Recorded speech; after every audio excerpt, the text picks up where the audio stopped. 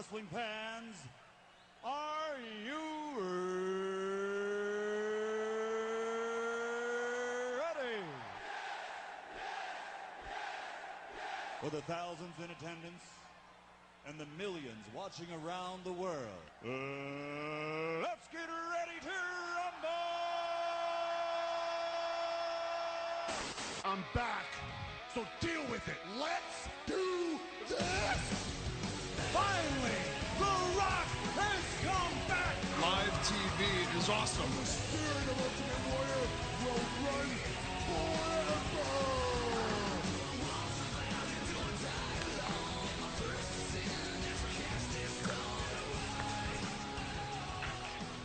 19 days to go until WrestleMania 31. Welcome back, folks, to WrestleRant Radio, right here on EC Radio Cheap Pop with a thumbs up and everything. Mick Foley style, sitting alongside the person who I came in contact with 1 year ago today. I'm all about the dates, baby. And he's wearing the same shirt I saw him wearing 1 year ago. I said, who's that kid wearing the Daniel Bryan Yes shirt? And is he a wrestling fan? I brought him onto the show 1 year ago, seeing if he had any knowledge, and he's one of the most knowledgeable wrestling fans I've ever met. And he's sitting right alongside me. This is RJ Marceau. How's it going tonight, RJ? How do you know that? Kid loves the anniversaries. Love it. Love the dates. I'm doing good tonight, though. So I don't know. We're only a few weeks short of WrestleMania. There's a lot of people out there that are not doing good, but it is what it is. We have our illustrious guests here tonight. We've got Jacob Bloom at Jacob Bloom on the Twitter. How's it going tonight, Jacob? Illustrious. Well, I can't live up to the intro, but I appreciate it, buddy. I think so, man.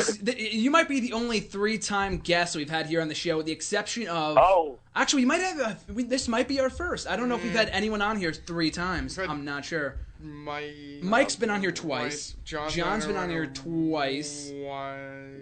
Maybe just once, yeah. I think it was once. Yeah, so he might be the only 3-time guest in history. 3-time WrestleRant champ. That's something to behold. That is something to be proud of. But Raw last night, not the greatest show in the world, but just overall, before we dissect the show, I really wanted to talk about this. So RG, I'll start with you first.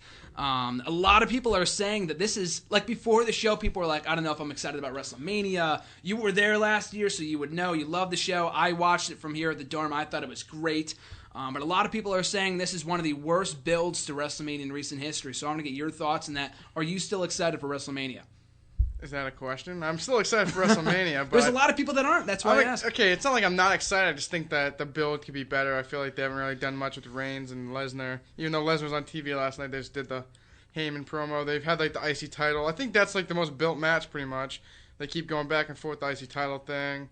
I'm trying to think what else they have. Rusev and Cena. Blah. Taker and Wyatt, that's something, and then Sting and Triple H. But I think it's not the best, but last year we were saying the same thing, and it turned out for the better. So exactly. I mean, we'll never really know until come March 29th, until the show happens. I mean, like we were saying, we were talking on Twitter last night with Mike. Is this match going to be crap? I mean, it very well might be when it comes to the main event, Sting or Triple H, Undertaker and Wyatt. All these matches could be crap for all we know. But as of right now, they could be good. I don't know. We'll just have to wait and see. But Jacob, are you still excited for WrestleMania regardless of this terrible build that we've gotten so far? Yeah. I'm a wrestling. Oh, good Lord! It's not a good way to start. No, I'm a pure wrestling fan, and I believe that there's a lot of potential. Even in every match that I've seen announced, there's a lot of potential for it to be exciting, actual pro wrestling. So I am excited for WrestleMania. I'm still looking forward to it regardless. I mean, the build so far has been, I don't even want to say terrible. It's just been very odd. It's been very lackluster, I think is the word for it. Because last week we had a great Raw that I really enjoyed. And then last night we have the booking with Cena and Rusev, the Los Matadores going over the Usos, and all this other weird stuff. Like, the build for WrestleMania right now, I don't even know how to describe it. So, but come March 29th, it's all on the line. We're still watching it regardless, no matter how bad it may be. But hopefully does not continue the streak of WrestleMania's 25, 27, and 29, all odd numbered WrestleManias. Were not that good, so I'm hoping the streak ends this year. But speaking of such, last night on Monday Night Raw, we had John Cena versus Rusev confirmed for WrestleMania. A lot more matches confirmed for WrestleMania as of last night. In the fashion that it happened, Rusev was forced to submit by John Cena after applying the SDF lawn in predictable fashion, said, "We will grant you a U.S. title match at WrestleMania." And that was pretty much it. And that's supposed to be your number one babyface and the role model for the kids. And I know I'm dissecting this a little too much, but I don't know. I just didn't get it. So, Jacob, I'll start with you. What were your thoughts on the segment last night with Cena and Rusev? I would like to think that what a little hope I have left for the creative side of the WWE, I would hope would be used to make this Rusev's coming out party, because as far as like straight, because there's a lot of heels in the WWE, but there's very few like straight heels that people like don't like. I feel like Rusev's one of the last ones, because anytime you have a guy who's doing promos like Paul Heyman, and Lesnar can't really be viewed as a heel. Seth Rollins is too athletically gifted and exciting to watch to be a true heel. So I feel like they could use this opportunity to make just a monster and have John Cena be beaten by Rusev on the WrestleMania stage. The whole build. I really hope that. No, go ahead. That's what I'm excited for. I'm excited to see if maybe they'll take that turn with him. I am excited for the match, though. The match at Fastlane I thought was really good, and it showed a lot of potential in this feud. I mean, like we've said before, I won't be pissed off if John Cena wins at WrestleMania. I'll just be disappointed, not because we got the wrong winner, because we knew from like the start of this angle that John Cena was going to be the one to beat Rusev. I'll just be disappointed that WWE didn't think this through, especially after the thing with Wyatt last year and how that ended up turning out. I mean, it's been a good build for Wyatt and Taker, and Wyatt's been picking up a lot of wins and since he came back in October. But imagine how hotter that match would be between Taker and Wyatt had he been, built up strongly since last year. Had he beaten John Cena and then gone on to face the Undertaker. So what could have been, I guess we'll never really know. But the match itself could be good, and we'll have to wait and see how it pans out come WrestleMania. But RJ, what were your thoughts on the confirmation of this match last night on Monday Night Raw? Very predictable. I think we knew this. Like I was saying, I thought like he maybe kidnapped Lana and then something like that comes out, but has Rusev and SDF, taps out, and Lana says, all right, we got a match at WrestleMania. So I think it was stupid how they had him tap out, too. They should have just had him, like, pass out like Cena did, because then it's like, exactly. He tapped out. So exactly. He didn't give up. Yeah. Exactly. But it's so predictable. I think we all saw this coming, but I'm having hope that Cena doesn't win, but I just know Cena's going to win. So we know John Cena's going to win. I'll just be sighing when it happens and be like, ugh, you got to be kidding me. But still, though, I mean, that match should be good. It's a little boost for Rusev, but it's all about the aftermath. We've talked about it before. With Bray Wyatt, the aftermath was not good. He lost to him. Bray Wyatt beat John Cena at Extreme Rules. It was just the fact that the feud sucked beyond that point. I mean, they had that good little choir thing on Raw last year. Like, that was really cool. But the match that Sunday blew. Like, that was Extreme Rules? Yeah, the steel cage. My God. Absolutely deplorable. Then it just kept on dragging on and on and on. But still, though, in regards to the Cena-Rusev match, one can only hope that they can continue to build Rusev strongly coming out of WrestleMania. They need top heels. They have Rollins, they have Rusev, and they have Wyatt. But if all three of those guys lose at WrestleMania, Wyatt, Rusev, and Rollins, they're going to be in a bad place when it comes to top heel challengers for Reigns. If he wins the title, if he still has the title coming out of WrestleMania, we'll have to wait and see. But RJ, you mentioned Brock Lesnar last night on Monday Night Raw and kind of lack thereof of what he did on the show, which was pretty much absolutely nothing. He kind of just stood there in the ring, didn't say a single word, and then just let Heyman do his shtick, which I thought was phenomenal. But what were your thoughts on the lack of use of Brock Lesnar last night? I think they pretty much misused him since he ever came back. I feel like he never says... For the last 3 years? Exactly. I feel like he never says anything. The most he does is walking out and having his pyros go off and do the little, like, rip chest thing. I don't even know what the hell it's called, but besides... The Lesnar thing, yeah. And then jumping onto the apron. That's pretty much all the stuff he did last night. Pretty much. I think that's all he does. I think they should just keep the mic away from him anyways. I just keep getting, reminding of the farm boy and... I'm going to kick your ass because I'm a farm boy. I remember that. I'm an ass kicker. I just think of that. I'm like, just keep the mic away from the guy. But I think Denise should have some confrontation between him and Reigns before WrestleMania, but it's only 19 days away and they still haven't done anything yet. So, and he only has probably one more date left before probably the go-home show for WrestleMania. So they've got 2 Raws left. I know for a fact he's not on next week's show. And I mean, technically, maybe they could fly him in considering the fact that he did not appear at the Raw that he was supposed to appear on 2 weeks ago or whatever it was. So I would hope they could, kind of find a loophole and bring him in for next week's Raw. I don't too have much faith in that they're going to do that. But regardless, so the use of Brock Lesnar, I mean, like you said, he's not a good mic worker, so I'm not saying send him out there on his own and, have a 20-minute promo like he did when he first came back without Heyman there. Like, that was deplorable. But still, I mean, the reason I bring this up is that 2 months ago, going into the Royal Rumble, the guy was hot as hell. Like, the promos that he was cutting were really, really good. Even that sit-down interview on the snowed-in edition of Raw, and when he went out there to destroy, who was it? I think Seth Rollins on the Raw before Royal Rumble. Like, people thought he was turning babyface because he was that over, and the match itself was phenomenal, but it's all been downhill since then. And we were talking about beforehand, is it the fact that Lesnar's leaving, that he doesn't care? Does WWE not care after the whole walkout a couple of weeks ago? They're in a very odd place, but we'll talk about Heyman's promo in just a few minutes. But the use of Brock Lesnar is what's disappointing me right now, because like you said, RJ, he has one more date left, and that's only one more opportunity to have them confront Reigns and Lesnar, because right now that match has nothing to it, with the exception of Paul Heyman's phenomenal promo. So, Jacob, I want to get your thoughts on the lack of use of Brock Lesnar recently on Raw. I'm actually, I'm actually kind of in disagreement here. I enjoy it. I've enjoyed how they've used him since he's been back. I know he's a sparse champion, and that's, your opinions on what, like, everybody has different opinions on what that does to a title, but I like the fact that he is an attraction. I enjoy that aspect. I like the aspect of not knowing what's going in, and because as wrestling fans, as a wrestling fan, I always see the Raw before the pay-per-view, if whoever has, it's like the reverse momentum, and I enjoy not having that aspect with Lesnar. I enjoy having the legitimate surprise of how a match happens with him in it. I enjoy what he's doing, and Paul, he's not good on the microphone, obviously. His personality comes from his overall physical presence.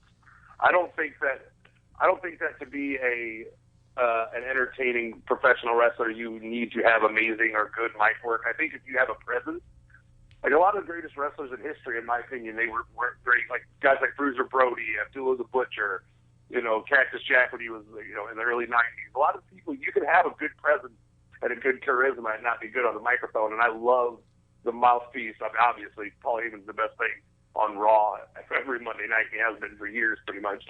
But it's just, I enjoy it. I thoroughly enjoy how they've used Brock Lesnar since they brought it back. I think with Brock Lesnar, I like the fact that he's an attraction, as you mentioned, and I'm not at all saying that he should be on every Raw or anything like that, but I feel like when they do have him for those, very few dates that he works and the few dates that he works before pay-per-views and stuff like that, they should get the most out of him. And that, I mean, if you really think about it, the promo that we got last night with Paul Heyman, you didn't need Brock Lesnar to be there. I mean, he was a great visual when Paul Heyman was talking him up and, like, he's the most dominant person on the planet. Like, it was great to be able to see Brock Lesnar, but I feel like when he's on the show, you could be doing more with him. He does not need to speak, like I said before, but at the very least, do what you do, or what you did with him in the past, like back, a couple of years ago when he first came back. He would come out, destroy 3MB, The Miz, whoever. He already has heat, so that's not a matter of getting heat on him, but it's more the fact of establishing his dominance, giving him something to do. Like when he beat up Jericho a couple months ago, I really liked that because it gave him something more to do, you know what I mean? So I feel like they can be making more of Lesnar's use on the show. Yeah, I agree with that. I just think that if anything, they dropped the ball by having him lose to Cena in 2012. Like, if his build as a machine and as a monster, if he could have came back and he could have had a well thought out war. He should have. The first match loss to John Cena, I feel, has taken a lot out of his allure since his return. That's the only thing I don't agree with, and I feel like he should have beat Cena clean twice. If they want to build him into be this monster, undefeatable guy, he should have beat Cena twice, beat Punk, beat Taker, beat Big Show. I don't know why the fuck they even. Oh, excuse me. Yeah, beat Triple H. Like, I don't think he should have not lost a match since his return. If they wanted, the build they're giving him right now would have been so much more effective if he had remained undefeated since he came back. I absolutely agree. I think we can all agree that in retrospect, even 3 years later, that loss to John Cena makes absolutely no sense. Worst loss of all time. I understand. Cena literally had two offensive moves. FU. I think he kicked him and had the FU onto the steel steps and got the 1, 2, 3 from there. I mean, I understand. I still didn't agree with it, but when Triple H beat him at WrestleMania, to kind of get vengeance for him beating him at SummerSlam, don't agree with that. But the Cena loss was even worse because it was 2 or 3 weeks right after Brock Lesnar came back. And I mean, they had him go out the next night, break someone's arm. It's not like he was dead in the water. I mean, now he's champion. But it's like, why would you have him lose his first match back? You know, I mean, just the way that it was booked. I mean, even years later, that still does not make any sense to me whatsoever, you know? But if you've noticed, they've done everything they can to try to make you forget that loss happened. So I feel like they made a mistake too. Like, oh, it's the rubber mat. Like, no, not really. I mean, Exactly. they do everything they can to like not mention his losses to Triple H and John Cena. Well, here's the thing, too. It's not even like, oh, we're going to give Brock Lesnar his win back down the line. Because if you really think about it, had Daniel Bryan not gotten injured, it would have been Bryan versus Lesnar at SummerSlam last year. And we probably would have never gotten Brock Lesnar versus John Cena. Maybe they would have done it at the Rumble. I guess we'll never really know. But had things gone accordingly to plan and had Bryan not gotten injured, we would have gotten that match at SummerSlam, and Lesnar may have never gotten his win back over John Cena. But even in that dominant fashion that he beat him at SummerSlam last year, it still makes no sense, and it does not erase that loss for Brock Lesnar. And then he lost again at Night of Champions, too. He lost, I mean, I know it was via DQ, but that still pissed me off as well. I never really understood that. But imagine if they would have done it, like, if they had him beat Taker at WrestleMania, and then not have him touch John Cena until this year's WrestleMania. They could have built up that, you know, that rematch between Cena, and then have the performance he gave to and the performance that those two put on a SummerSlam. Can you imagine having that on a grand stage like a WrestleMania? Like, if you want people talking, that would have been incredible. Mm-hmm. And then you could have done some more build after that. I feel like the Daniel Bryan getting injured really put a wrench in the plans, I think. Yeah, I mean, absolutely. I think with John Cena and Brock Lesnar, that's a match that could have meant something had they waited a little bit longer. And I'm not even going to say that's not likely, like, they wouldn't do that at WrestleMania. I mean, SummerSlam and WrestleMania are two different shows, but SummerSlam is still like their summer WrestleMania. And they did it in the main event of their show of shows for the summer. So, I mean, it's not completely out of the question that they could have done that at WrestleMania. That said, though, I feel like at this point, the biggest loss to WWE is not losing Brock Lesnar. It's losing Paul Heyman. I think because Paul Heyman's on the show every single week, he's cutting these god-tier promos, and then Brock Lesnar shows up every once in a while. I would miss Brock Lesnar if he leaves WWE, and he probably will. I mean, 99% sure that he is after WrestleMania. Paul Heyman, though, if he walks with Brock Lesnar after WrestleMania, it's going to do a lot of damage to the, level of promos, the Monday Night Raw. I'm not going to say the overall quality, because even Paul Heyman isn't on every single week, but he has been a pretty consistent character since Lesnar came back 3 years ago. So, Jacob, I want to start with you. What are your thoughts on Paul Heyman potentially leaving WWE, and your thoughts on his promo last night on Monday Night Raw? Oh, I'll start with the promo, if I may. I thought that was...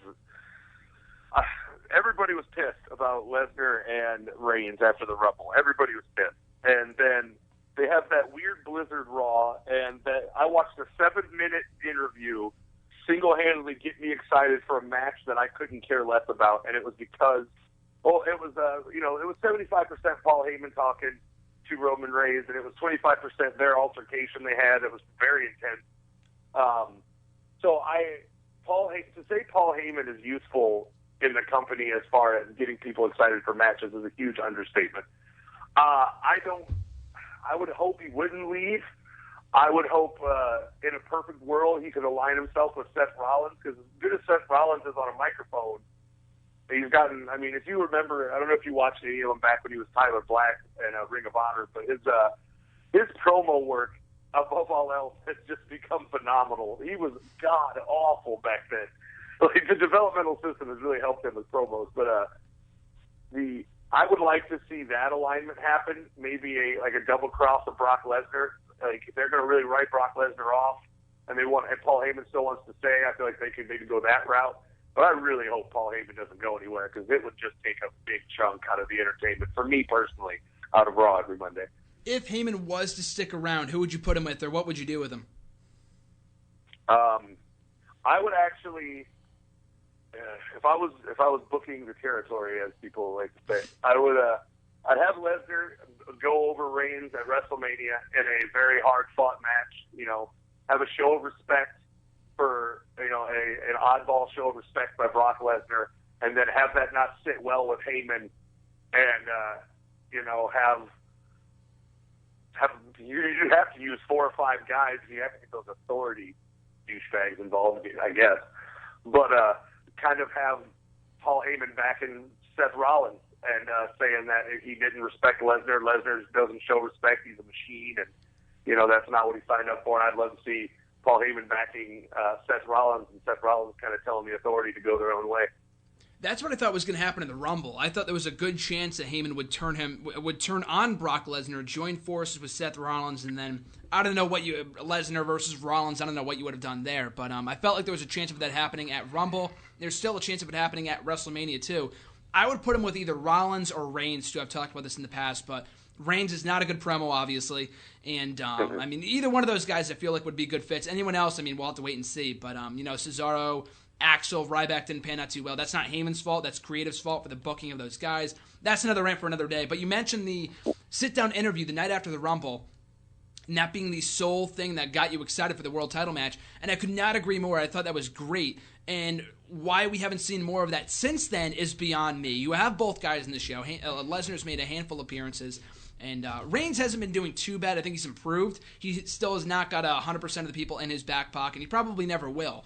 But his fanfare has increased a little bit. But in comparison to the WrestleMania crowd, RJ, you were there last year. It's a rowdy crowd if I've ever seen one. We'll have to wait and see how it kind of pans out with Reigns at WrestleMania. But RJ, I want to get your thoughts on the Heyman promo last night and what you do with Heyman after WrestleMania. If he was to stick around, would you want to see him leave? I think that was probably one of the best promos he ever cut last night. I think he got a lot of heat on Lesnar and pretty much teased a lot of stuff for WrestleMania. Maybe he stays and then goes UFC, wins title. I doubt that'll happen, but they still teased it. That was great. They teased possible Montreal screw job. They might screw Lesnar out of the title, and then how Lesnar would respond. Obviously, I think Lesnar would be fucking pissed if that happened. He'd literally kill someone.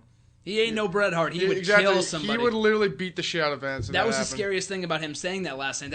It's true. It's true. He would do that. Literally pick apart. Even Triple H tried to do something. He kicked his ass. Yeah. And Triple H wouldn't even know what to do. And I hope Heyman stays. I don't know why he would leave. I don't think he'd. When Lesnar left the first time, he didn't go to UFC with Lesnar. Anyways, I would agree with Jacob. I think they should team up with Seth Rollins, even though he's good on the mic. I think. And just get him more heat on Seth Rollins, even though he still has plenty of heat as it is. Mm-hmm. But like you said, have Heyman double cross Lesnar and then have Rollins cash in and win the title. Would you have Rollins leave the Authority in that case? Yeah, and just align with Paul Heyman. Yeah, kind of. I would just break up the Authority altogether. They're already teasing tension between Big Show and Kane, which I do not. I mean, bottom line here, nobody wants to see them face each other coming out of WrestleMania. Been there, done that a million times. I could see it coming down to them two at WrestleMania, and then one of them wins, and then Extreme Rules have some stupidness. I mean, I'm not even going to say that's out of the question. I mean, look back at the Rumble. Who were the final four in that Rumble? Big Show, Kane, then Roman and Rusev. So I'm not going to even say that's not possible because there's a very good chance that it is. That said, though, I feel like Heyman is a very valuable asset they need to keep around. Him and Rollins, him and Reigns, whoever, I think is a great pairing. I think they're going to keep Reigns babyface, though, so it would make no sense to have Heyman. That's like Cesaro. Fucking screw that all up. Yeah. I would also like to see them give Heyman another stable, like a Dangerous Alliance 2014 thing. I think they're really missing out on a big opportunity. You could give him, you know what? I would love to see him with Roman Reigns too. He does such a good job of making Roman Reigns seem legitimate. If they could turn that into Roman Reigns being pissed at the crowd and just being kind of like a silent assassin with Paul Heyman as a mouthpiece for him, I feel like that would work just as well as anything else. It might even be as exciting as Brock Lesnar. I mean, if that's the route they wanted to go, I'd like to see that too. I mean, that would be interesting. I'd make Roman Reigns interesting at least as a champ with, Yeah, exactly. That's just a strict babyface champ. He's not going to draw any money. It's not going to be good. It's not going to be exciting to watch. It's going to be weird pseudo, urban sayings, and it's just going to be stupid. So he cannot carry a title by himself. There's no way. There's no way. I would love to see that dynamic between Heyman and Reigns because, like you said, Reigns is not the best talker, and I feel like with Heyman, and as you said, the guy's not terrible in the ring. Is he great? By nowhere near that at all. But I feel like with Heyman in his corner and the silent assassin, like you said, I still feel like Reigns' best work of his career was when he was in the Shield. I mean, he's only been here for 3 years, and that goes without saying. He was obviously best in Shield because he didn't stand out enough that they kind of glared up his weaknesses. He was very limited. Exactly. Yeah. That's what he is now. Exactly. If you watch a match, it's kind of like he does his little things, and he does all the babyface stuff, like Superman punch spear. He does like the running like clothesline, Superman punch spear, like just like so Cena. Very formulaic. It's very formulaic. It's just such a babyface thing. Yeah. That's why I feel like that's why I love the idea from Jacob of a stable. I don't know who else you would put in there, but I'm sure you can include a few other guys in the current roster. I say they should have Heyman with Kevin Owens. Oh, that'd be great too. I was just about to say, if you're going to put a stable, Owens in there would be great. If not, like one-on-one, like you said. I feel like if you're going to create a Dangerous Alliance stable, you could put Reigns or Rollins in there. You could put Kid and Cesaro in there. I feel like those two would mesh in perfectly. Every stable needs a tag team. Exactly. Put those guys in there. For me personally, I would love to see Rollins, Cesaro, Kid. I mean, Owens obviously, but that's kind of a pipe dream. They're still doing a lot of stuff. Lighting up down there. Yeah. But if you had to put another fourth person in, and I know knowing creative would probably be the Big Show, but I feel like if you needed a fourth man out of everybody on the roster right now, as silly as this sounds, a Damian Sandow post Miz, because he could be like the pompous Rick Rude character of the Dangerous Alliance in the early '90s, just a really cocky, kind of I'm better than everybody kind of dude. I feel like that would be my fourth. Do you feel like he should be a babyface coming out of WrestleMania though, after all this Damian Mizdow stuff and the popularity that he's gotten? Yeah, he would be well utilized as a babyface, but the only problem is after that there is nobody for a babyface Damian Sandow to wrestle besides Miz. Exactly. Yeah. But there's nobody in that. So there isn't. If you think about it, the face Sandow character is pretty much done after WrestleMania because he's gonna go over Miz in the Andre the Giant Battle Royal. Like they've already set that up. Period. Like it's gonna come down to Miz and Sandow. And then Miz is going to do the thing where he tells him to jump over the top rope, and Sandow's going to, double cross him. It's going to be a huge pop. The place is going to go nuts. But after that, the Sandow character's dead. Like there's nowhere to go with it. So he needs this momentum as a boost, and kind of go like I've been underappreciated this whole time, and yada yada yada, and take that route more. I think would be better. I like the Sandow pitch. I was also thinking when you said that, there's another guy that I would love to see in there if possible. I feel like had he not been so buried, I mean, I use that term loosely, but it's so true. Had he not been so badly utilized over the last couple of months, Bad News Barrett would be a good fit for that stable. Had he not lost every single one of his matches, I feel like he would be a good fit for that stable. But RJ, any thoughts on a potential stable involving Paul Heyman that you would like to see people involved in? I think it would be nice. I think I'd go with Rollins, Kid and Cesaro, and then Cody Rhodes. Ooh, that'd be nice. Not Stardust, Cody Rhodes. That's good. Cody Rhodes is like the mid-card guy that they have in there. Yeah. I think that'd be nice. That'd be good. If they could just get rid of that Stardust character, I love what he's doing right now. I love it. I love the new blood. That's such a better choice than Sandow, man. That is such a good call with momentum going right. Like just. Those four would be great. You have three younger guys, 4 younger guys. Cesaro and Kid are the wrestling workhorses. Cody Rhodes and Rollins. But see, the problem is with stables, you need that.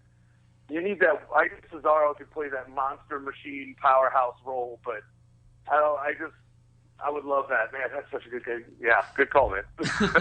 Well, that being said, though, I feel like that's such a much better alternative to the Authority. Like, the Authority, they get heat because people just don't want to see them on TV anymore. I mean, maybe they got good heat in early 2013 or early 2014, like this point last year, during the peak of the build to WrestleMania when Daniel Bryan was feuding with Triple H.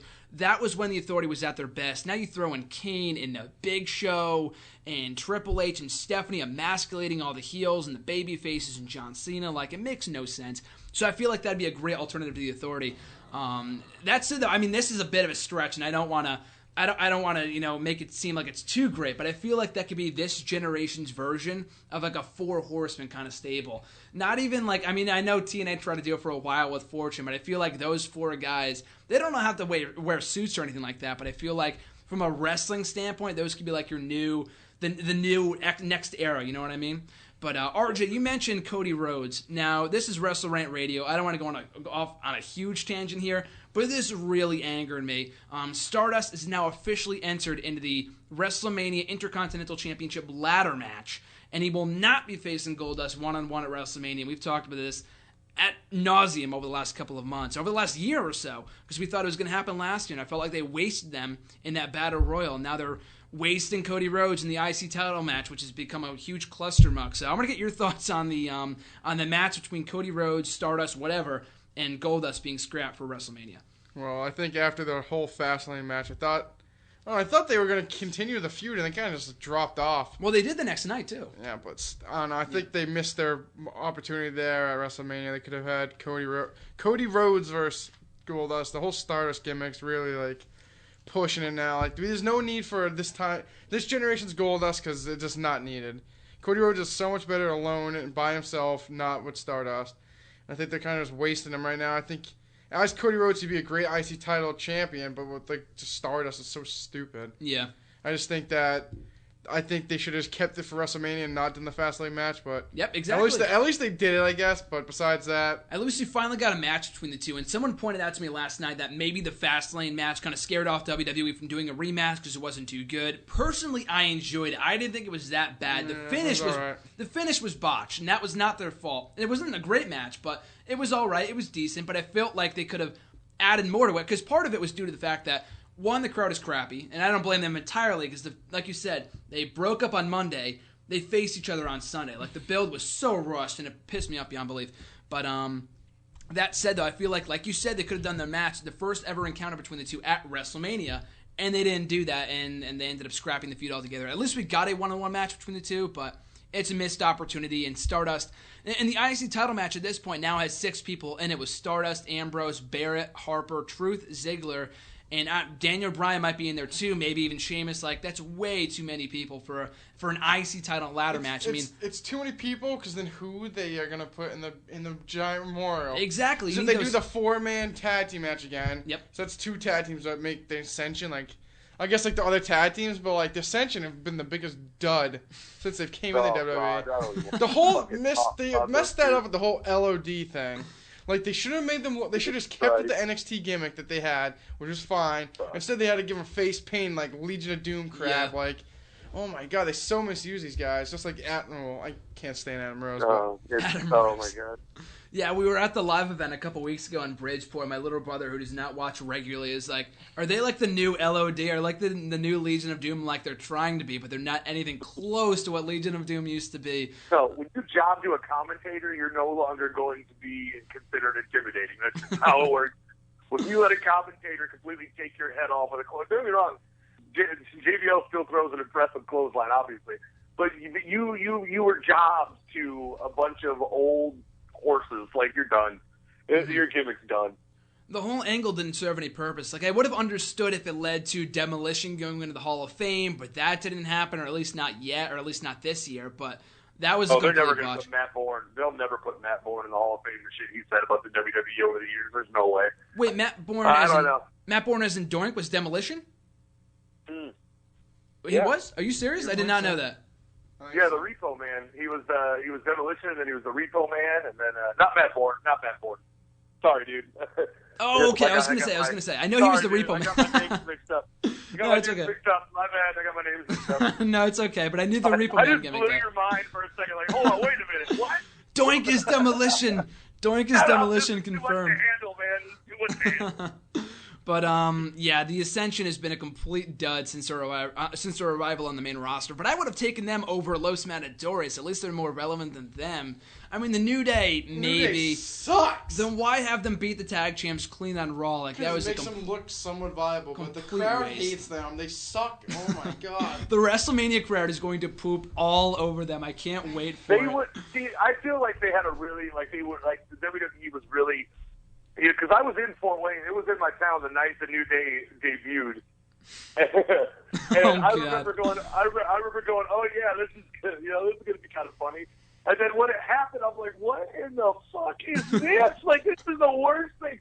Like, I feel like WWE had 2 hands out, and they're like, okay, we could do this new age Nation of Domination. You're holding us back because we're, a different skin color. Or we can make them evangelical preachers and just be super racist about it. Screw it. Let's go racist. Let's just make them overtly black.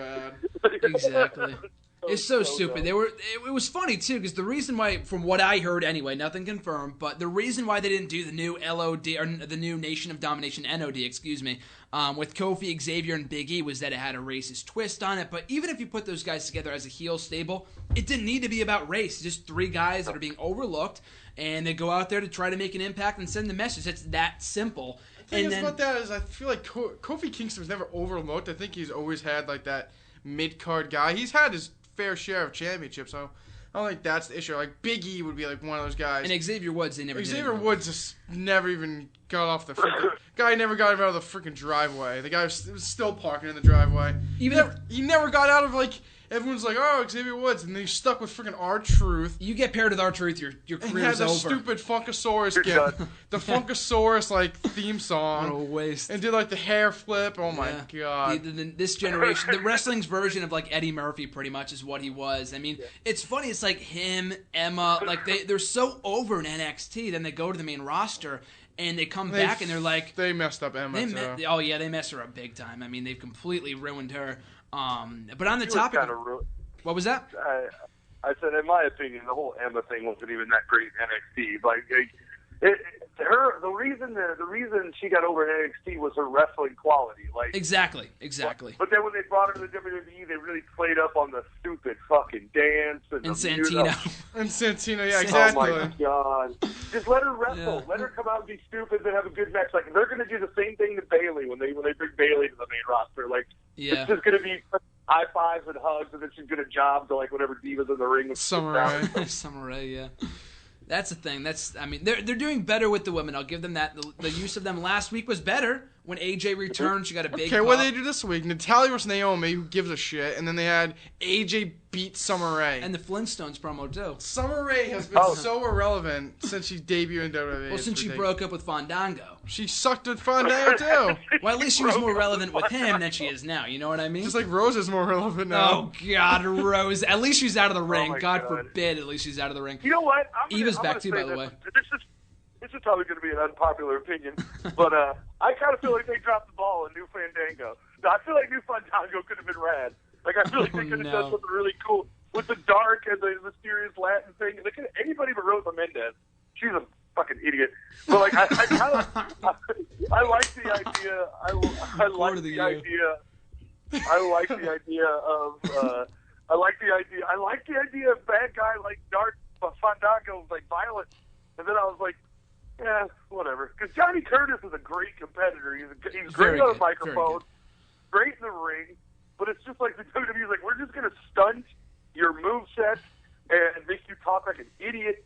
And then, like, I'll never forget the first time I saw one of those Fandango promos. I was like, this is really what they're going to do to Johnny Curtis? Like, this is what they've got for him? A dancer? Oh, God. Yeah, he was so misused. Just like Derek Bateman. Oh, Ethan Carter III, yeah. He's done so well on TNA. Crap on TNA all you want, but like you said, he's probably their best. They've made him a star. I mean, if there's any one example of them making a star of an ex-WWE young talent, it's Ethan Carter, Derek Bateman. Like, he's been doing really well over there. He's so funny. He's funny, and he's so great in his role. But what were we talking about before? I agree. Fandango you were talking about, too. I feel like even the new Fandango, when they brought him back, I feel like he's never going to get anywhere in WWE with the dancing gimmick. I think that's damaged goods. Yeah. And he got it over, too, the night after WrestleMania, and Jericho's disappointed with the fact that he let him beat him at WrestleMania, you know?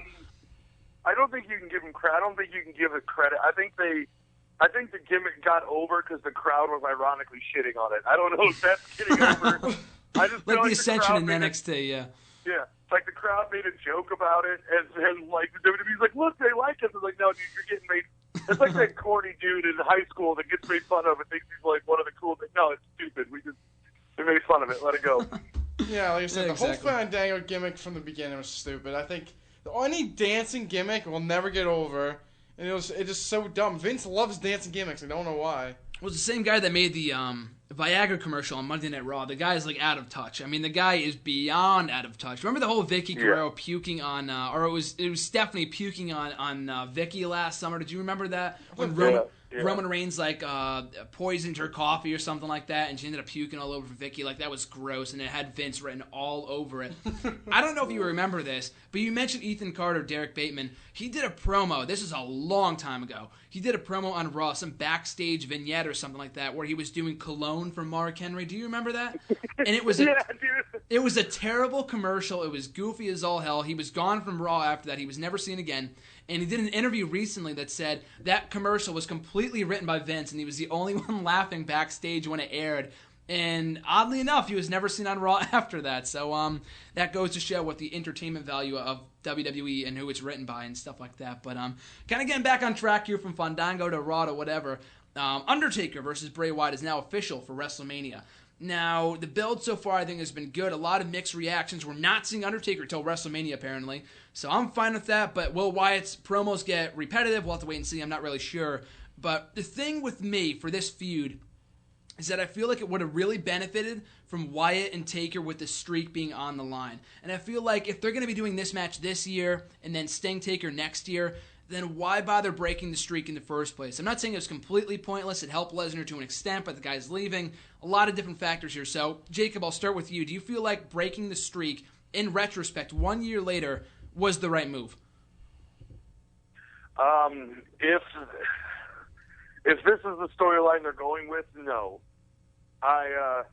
If Undertaker is going to work WrestleMania, having him wrestle anybody else but Brock Lesnar is a idiotic move, period.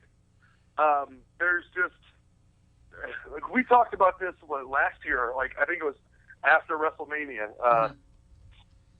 If you're going to do it, there was one opportunity to make this whole thing matter, and they dropped the ball. Maybe Taker didn't tell him he was ready until after Rumble. I don't know. But if Taker's going to wrestle at WrestleMania, you're making him look weak by not addressing the man who took him out, period. Mm-hmm. That's making The Undertaker look like a coward. Now, I feel like there's one way they could come back from this is, this is going to seem really stupid, The Undertaker doesn't show at WrestleMania. As stupid as that sounds, that's the only way it can work. He's going to come down. He's going to beat Lesnar. Wyatt's going to job to The Undertaker at WrestleMania. If I'm Wyatt, I'm pissed either way. Mm-hmm. I'm either going to beat The Undertaker at WrestleMania, and hey, I got to win over Taker, but it doesn't fucking matter. Or B, I'm going to job to a dude who just got destroyed a year ago, and I just got buried again. Like, if I'm Wyatt, it's a lose-lose situation for Bray Wyatt. It's a lose-lose for both guys, yeah. So think about this. Of all the people that you could have Undertaker wrestle at this WrestleMania, Sting's going to be there wrestling, but he's going to wrestle Triple H.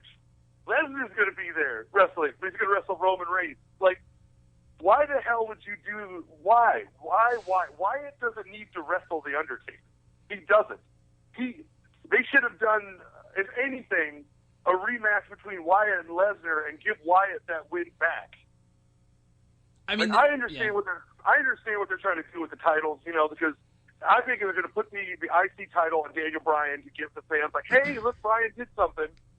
And they're going to put the U.S. title on Cena, so then you got Cena and Bryan holding the two secondary titles, which is good for the secondary titles. It gives them, clout and gives them, a name to put on them, like, all that good stuff. I'm happy that they're trying to build the secondary titles up.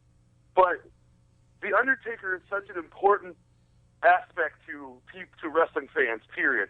No matter what level of wrestling fan you are, you appreciate The Undertaker and everything that he's done. So if you're really going to send him off into the sunset, why the hell wouldn't it be as a champion or against? Because there's no more, because they're really hopping up this embodiment of WWE and WCW between this Triple H and Sting thing. What more embodiment of WWE do you have than The Undertaker? The man who never left. Yeah, he wrestled for WCW for a cup of coffee or whatever, but the man never left. He was there from day one. Do all the bullshit. Sting did that for WCW. So there was just, why wouldn't you have Undertaker versus Sting? Like, why the hell is that not a thing? I don't understand it.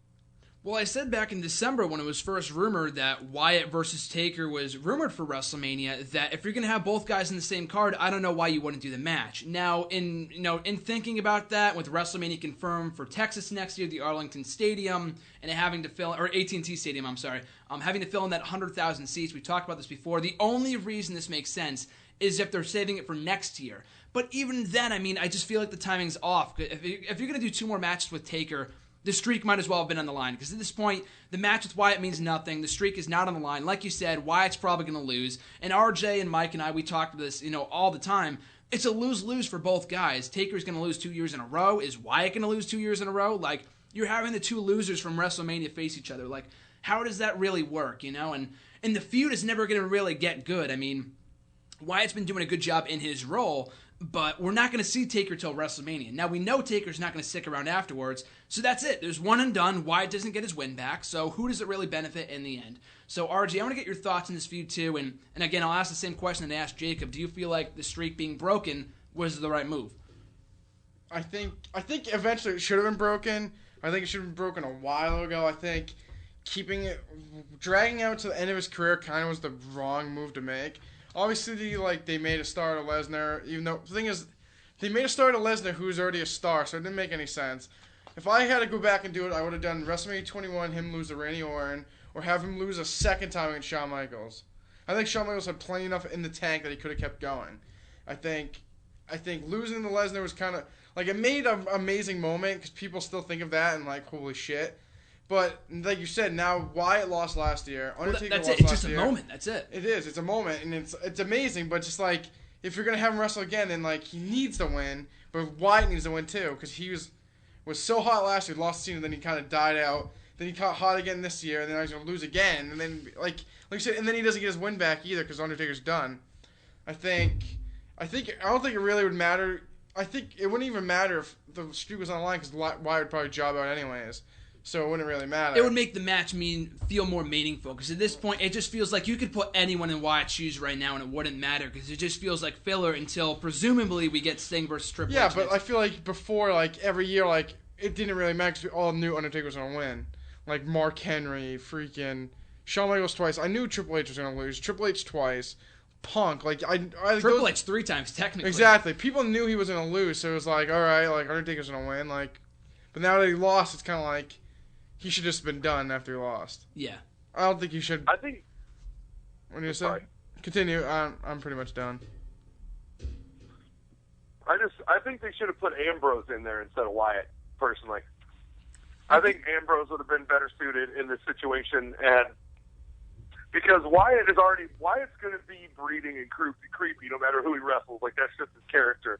I feel like they should have gave Ambrose this opportunity because, I just think that would have been more entertaining for me personally. No, I agree. I think it might have been more entertaining, but again, the only issue is that at least with Wyatt, he's been built up strongly. If Ambrose was originally penciled in for that spot, who knows how he would have been booked over the last couple of months. But you look back, Ambrose hasn't won a match on pay-per-view since the Shield beat Evolution in June at Payback. They haven't given this guy a win on pay-per-view since then, which is mind-boggling to me, and I highly doubt he wins at WrestleMania. He wins the title. It's either Bryan or some other schmuck in that match. We have 1 million people in that matchup. So, the way they're booking Ambrose right now is ridiculous, and I don't think he would have been...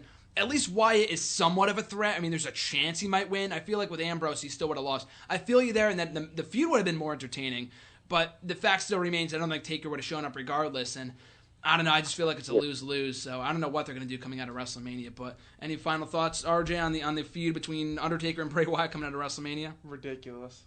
We're going to have to wait and see to Poor see how it pans out. Guy freaking loses the Cena and then he has to job the Undertaker.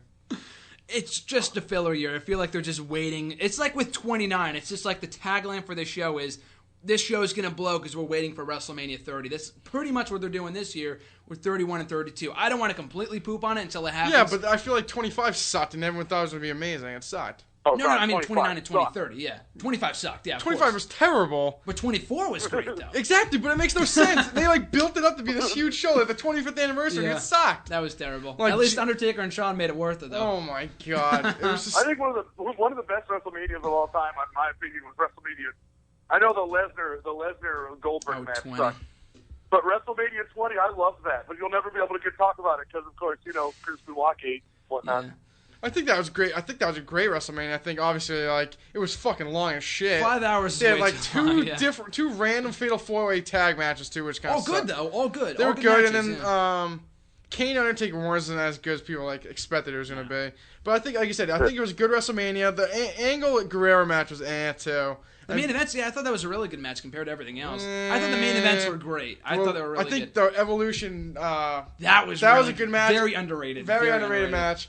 And then, like you said, Cruiserweight Open was good too. I love it. People are like pooping all over that. I saw it got like 1 star when I was looking back at the results on Wiki. Like, I thought that was a really fun match. What are you talking about? Exactly. You know? Had a good amount of people in it, and I know Goldberg Lesnar was not good, but the crowd made that entertaining as all hell. Like, I thought that was great. But yeah, that was way too long. But I feel like the recent WrestleManias with, like I said, they might be just building towards next year, but that makes no sense. I know they should focus on right now. We talked about this last week. It makes zero sense. I know. All right, we're gonna make WrestleMania 27 suck, so 28's better. Like that's so stupid. Yeah. The issue with 29 was that they had Cena and Rock again. Was the main issue in that whole show. Yeah, it was rematch of Mania. Exactly. You can't build once in a lifetime and then have the same thing the next year. Once in a lifetime. Yeah, same thing. Whatever. Yeah. But like they made it like.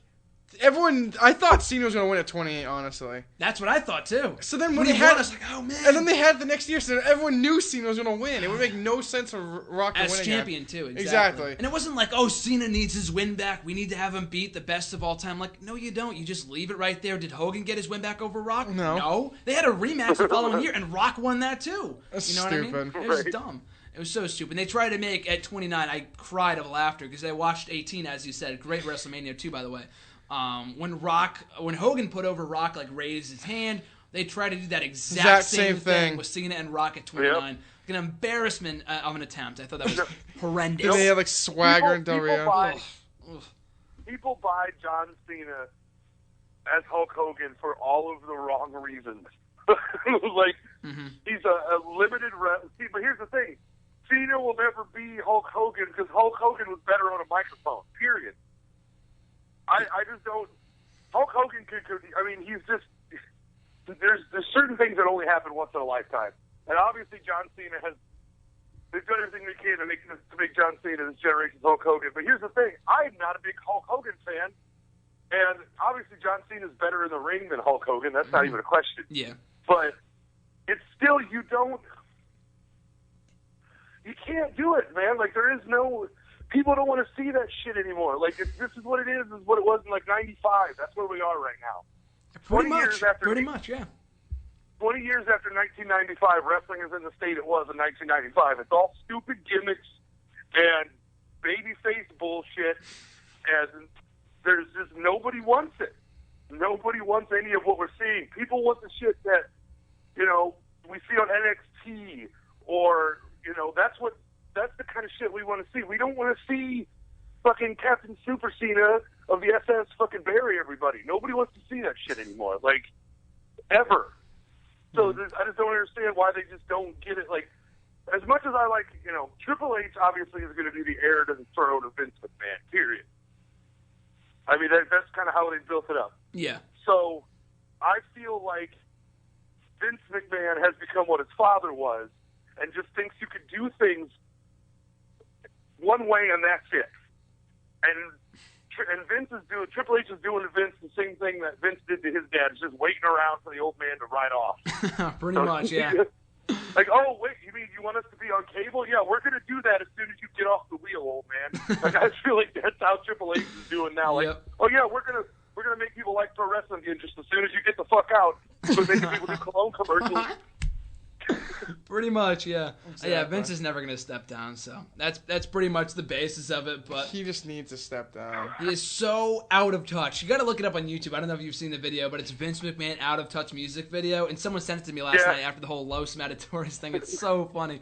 But it's funny you mentioned that, too. I laugh every time I watch the Monday Night Wars. And the start of every single video, Triple H is like, oh, in 1995, when we had all the terrible gimmicks, it was an insult to the intelligence of the fans. Well, fast forward 20 years later, they're doing the same exact garbage they were in 1995. Of course, we still have some great wrestling like we did in 95. I mean, in 95, we had freaking Kevin Nash is champion for a year. At least we don't have that. I mean, it could be a lot worse.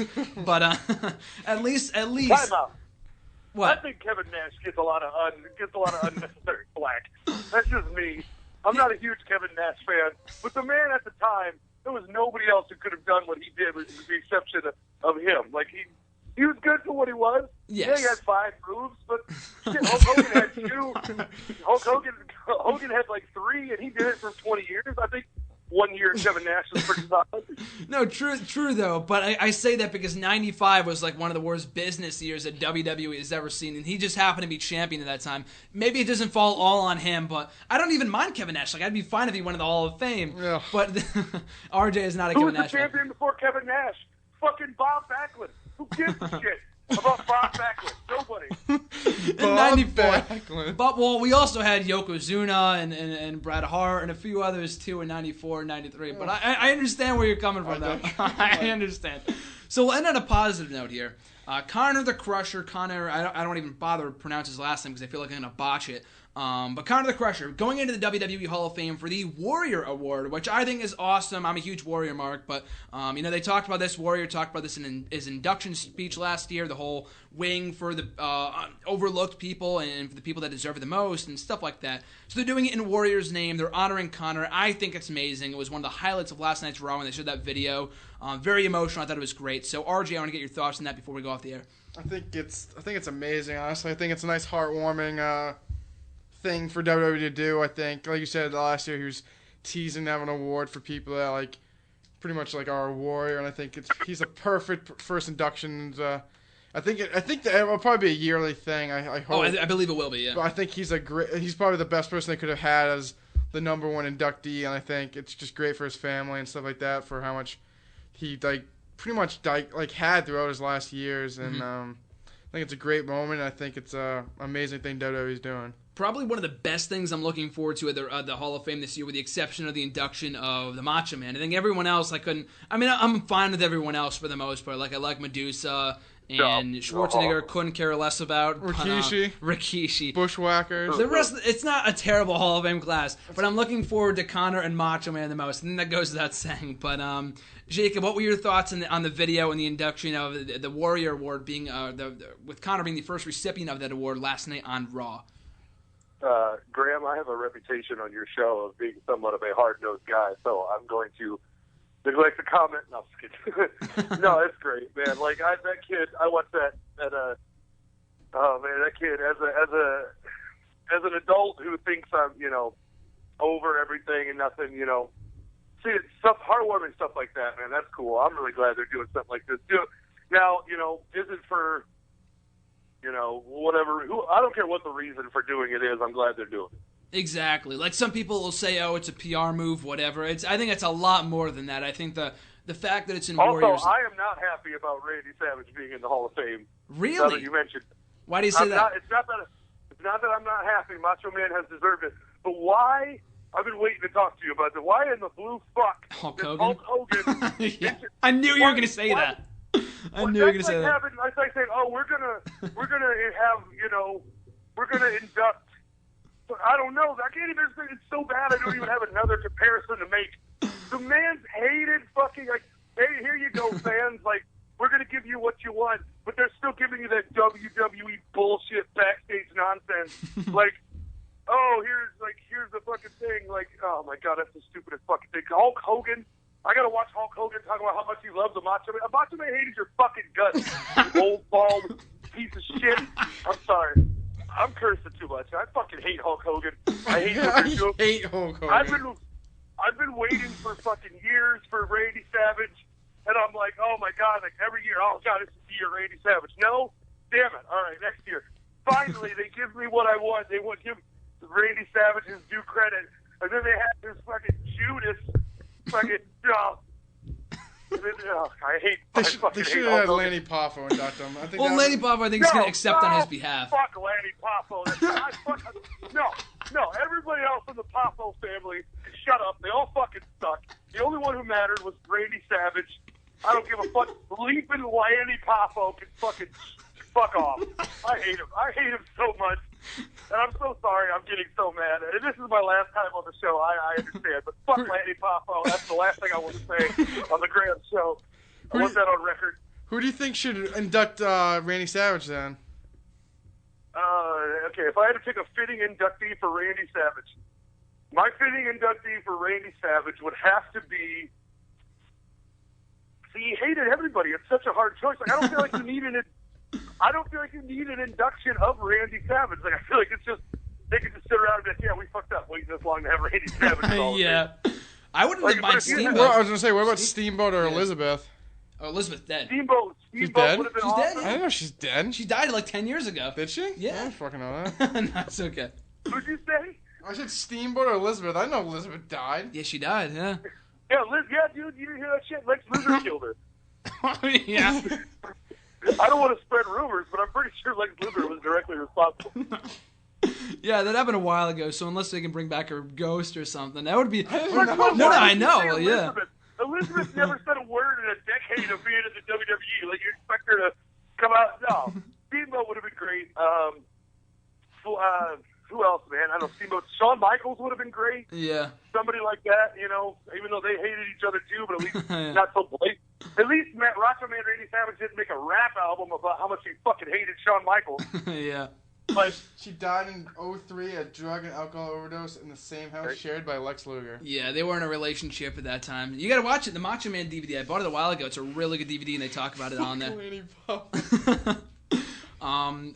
That's like the equivalent. Yeah, Steamboat would have been good too, but I feel like it's the equivalent to how they had Hogan induct Warrior last year. They hated each other. Thank God they didn't do that. Yeah, thank God. I mean, Warrior would have killed the guy. I know they ended up making up after the show, but I mean, that's just like BS. Yeah, I know. Like I'm waiting for Hogan to drop some bullshit. Like, oh, you know, before he died, we actually had a long phone. No, you fucking didn't. He already dropped that BS, dude. He already dropped that BS. He's talking No, about he it. fucking didn't. No, he didn't. He did. Did he really? He did. He God did. damn it. Fuck. I hate Hulk Hogan. I hate Hulk Hogan. I hate Hulk Hogan. No better way to go off the show than that. I hate Ric Hulk Flair. Hogan. Oh, God damn it. Ric Flair is so much better than Hulk Hogan ever thought about being. Ric Flair would have been a great inductor given their history in the WWE. Right? That would have been good. Right? Ric Flair would have been great. They had a really good match at WrestleMania 8, so I wish that would actually... Now that you mentioned, that would have been really, really good. Hulk Hogan. Hashtag Hulk Hogan hate. Trend that on Twitter. I hate Hulk Hogan. He's such a dick. No better So way... overrated too. Oh my God. No better way to go off the show than that. So with that being said, Jacob, thanks so much for joining us. I think that goes without saying. And then we had a hell of a time with you on the show, and hopefully we can have you back at some point in the near future. But before we let you go, though, man, make sure to plug your Twitter and Facebook and anything else you want to shoot out there. Oh, man, just now you're just at Jacob Bloom. It's got a 1B in the middle because B's, I don't know, man. Like, yeah.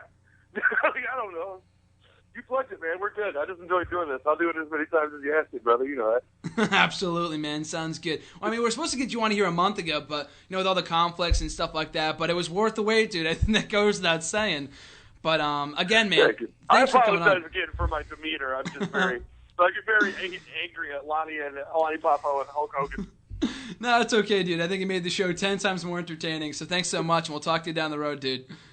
Absolutely, man. Catch you later, dude. Later. RJ, of course, before we go off the air here, make sure to shoot your plugs as well, your shout-outs. No shout-outs this week. At Raymond_Marceau. Hashtag Where's Bill DeMott. And yeah. Can't wait for WrestleMania. Hashtag Hulk Hogan hate. Hate Hulk Hogan. I never liked Hulk Hogan.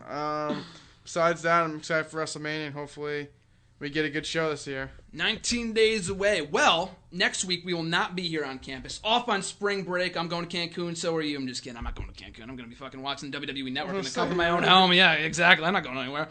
But, yeah, we're going to be doing a recorded show next week. So no live365.com/stations/ECTV73. That is in 2 weeks. We are back here on 2 weeks on the 17th, 24th. 2-hour spectacular. Not starting at 9. We're starting at 8, baby. We are starting for a WrestleMania roundtable. RJ, myself, and Michael Yoder making his return to WrestleRant Radio. It's going to be a heck of a show. Make sure to be here March 24th, 2015, 8 o'clock Eastern Time, 7 Central Time. But in the meantime, folks, you guys can catch me on Facebook at Graham GSM Matthews, on Twitter at WrestleRant. Have a great week, folks, and we'll catch you next week.